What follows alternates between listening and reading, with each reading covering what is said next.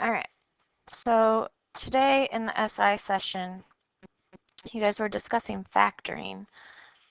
And in doing so, there was a lot of talk about how you needed to guess and check. And that is an option. And if you are faster at guessing and checking, then by all means do that. But there is a method of factoring where you don't have to guess and check. So if you have a trinomial, a quadratic trinomial, there's a method called the AC method. And the reason it's called that is because it's based on the standard form of a quadratic, ax squared plus bx plus c. And so it takes the a, the coefficient in front of the x squared, and the c, the constant, so in this case the 20 and the 6, and it multiplies them together. So ac is equal to 20 times 6, which gives us 120. And then how you proceed with the AC method is you look at the middle coefficient, the 22, and you need factors of 120, so numbers that multiply to 120 that add up to 22. So we could do 10 and 12. And you're checking that 10 plus 12 is equal to 22, which is what's in the middle. If it was negative, you would also be checking like 10 minus 12 would be negative 2 if you had a negative 2x there.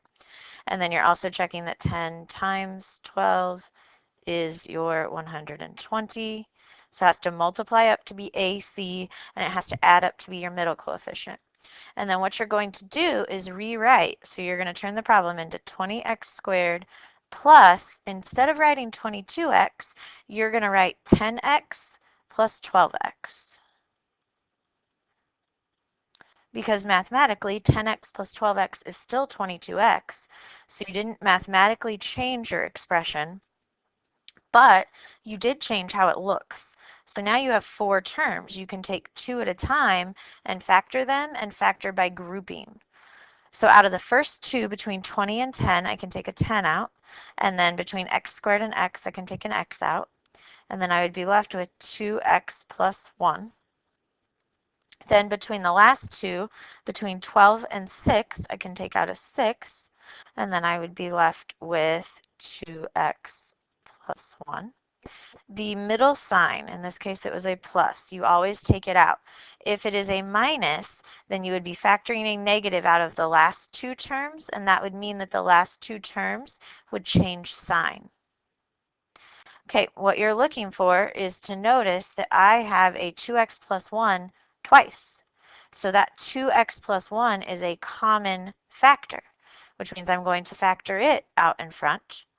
So I pull out the 2x plus 1 that's in common, and then I'm left with 10x plus 6,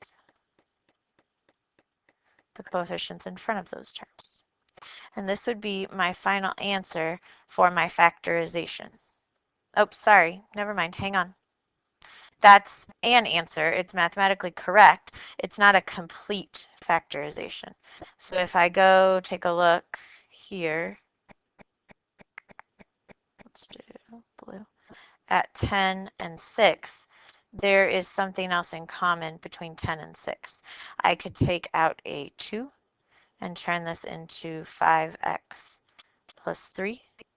So then the 2x plus 1 would still stay the same, times that. So my final answer would be, go back to black, 2, they'll pull the constant in front, times 2x plus 1 times 5x plus 3. And that would be my final answer for a complete factorization. This up here is factored, but it's not factored completely because between 10 and 6 you can take something else out. That also means if we think a little bit more closely up here at the top, there was a 2 that was in common that I could have pulled out before I even started.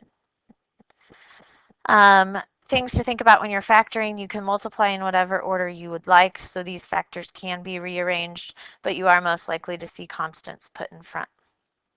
So this just briefly explains the AC method of factoring. If you would like to do another practice problem and check yourself, there's another video, and so you can practice this problem, 12x squared minus x minus 1, and then we can check answers.